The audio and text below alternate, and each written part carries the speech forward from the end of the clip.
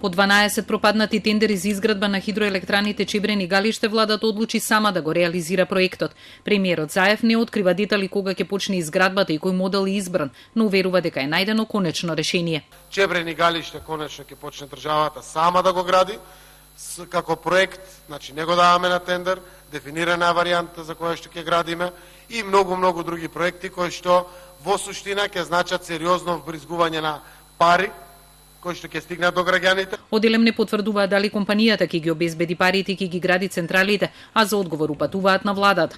Од Министерството за екологија пак информираат дека треба да се изработи нова физибилити студија за влијанието врз животната средина, бидејќи последната датира од 2003-та.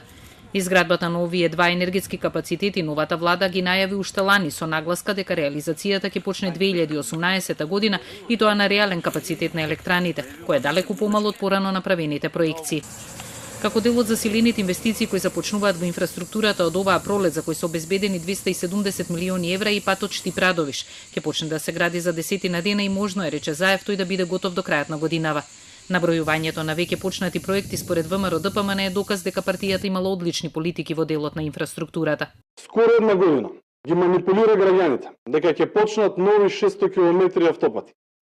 А во реалноста не може да го пуштат ни завршениот автопат Демир Капија Смоквица.